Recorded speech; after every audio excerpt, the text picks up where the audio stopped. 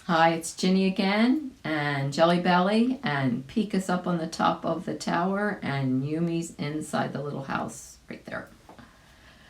And we are in the middle of the Wild Women of Lake Anna, and things are kind of getting pretty exciting here because Bailey's going to be doing this spy mission, and I think we're going to be getting some more activity. This chapter is called Into the Woods. I'm excited to hear about this. Bailey had trouble concentrating in school on Friday. She dreamed of finding gold nuggets at the Contrary Creek mine site. She'd be able to fill her pockets with them. Then she and Sugar could go shopping in really nice stores, or they could take a trip to visit her mother. Mrs. Dudley had to interrupt her daydreams 3 times during class. Bailey, you need to pay better attention, her teacher said, or I'm going to have a talk with your grandmother. I'm sorry, replied Bailey. It seemed like she had been apologizing a lot lately for daydreaming. But sometimes her plans were more interesting than what Mrs. Dudley or the other teachers were talking about in class. The bus ride home seemed to take forever, especially when they had to stop at a railroad crossing for a slow-moving freight train. Emily chattered the whole way, apparently not noticing that Bailey wasn't saying anything. Emily said that Fern was spending the night with Nanny and that her mother was going to let her make a cake from scratch instead of using a box mix. The best part was licking the bowls of batter and frosting. Her mother would probably make her share some of the frosting with Howie, who always hung around the kitchen when Mrs. Dover made a dessert. He's such a pain, Emily rambled on. Bailey just looked out the window. She was still thinking about her adventure. When Justin got off, he avoided looking at her, as he had done for several weeks. Bailey was quite relieved that at most he glared, but didn't tease her about her name or family. When the bus passed the entrance to the logging road, just before her stop, Bailey saw that the brush pile had been moved completely away from the entrance and thrown to one side. While that puzzled her, she didn't think about it for very long. Finally, the bus reached her stop. "See you Monday," yelled Emily, as Bailey waved, then ran up the driveway. She climbed the front porch 2 at a time and unlocked the door. She took off her shoes by the front door so that she wouldn't track up the carpet. Sugar had left a note for her in the kitchen. It said to start the oven by 5:45 and that she should be home by 6 or so. That should be plenty of time, thought Bailey. She put a handful of kibbles in the kitten's bowl and gave them fresh water, spilling some as she hurried. She would clean the litter box when she returned from her adventure. Bailey raced upstairs and changed into her oldest jeans and favorite lavender sweatshirt and put on warm socks. Shadow and Sally had followed her, expecting to play a game of bird, but Bailey said, "Later, I have something important to do.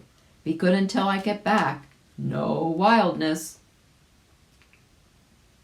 She knew that this time of year it would start to get dark soon after 5 o'clock, and she really didn't want to be in the woods after the sun went down. She checked her list and remembered that she needed snacks. With a final look at the wild women, including May, Molly, and Sugar, Bailey rushed down the stairs. She put on her warm jacket, checked to make sure she had gloves in the pocket, put 3 double fudge cookies in a plastic bag, of course, and headed for the garage where Sugar kept her garden tools. Bailey found a trowel for digging, which she put in her backpack. Then she remembered she needed a copy of the map.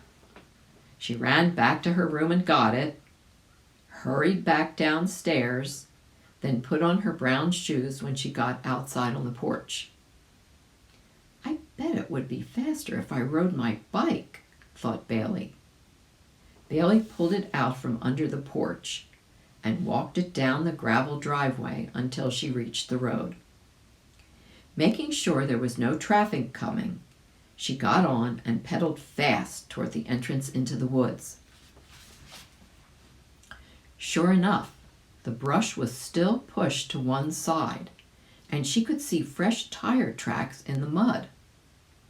As excited as she was about finding gold, the tire tracks made her nervous, as if the sun had just gone behind the clouds.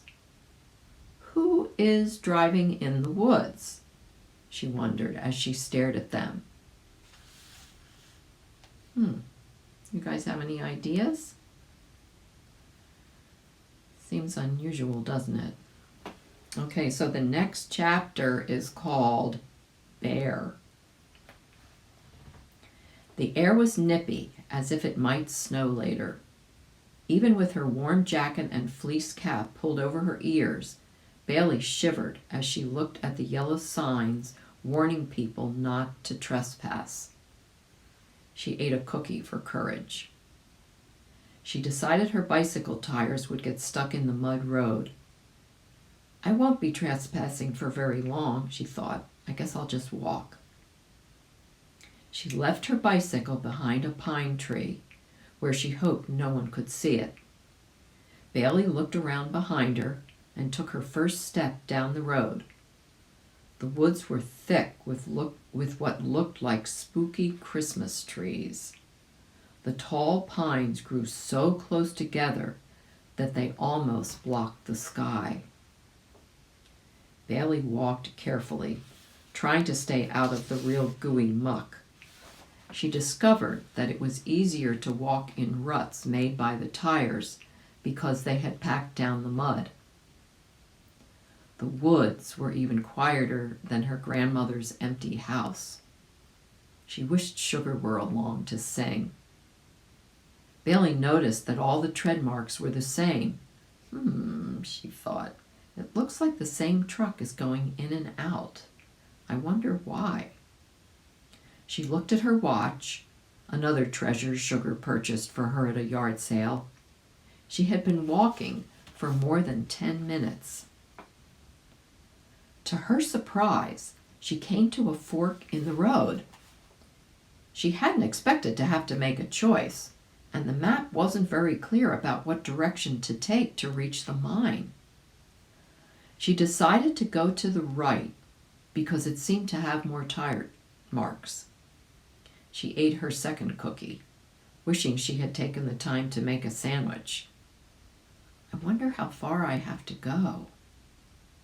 She thought she heard the sound of branches breaking behind her. Sugar had told her that there were black bears in the woods, but Bailey had forgotten about them when she made plans to search for the mine.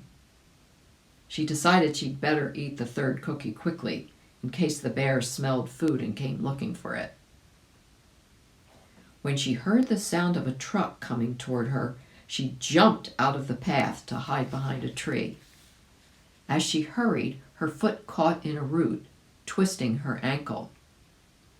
Behind her, the crackling of branches was closer and closer. Her ankle burned with pain.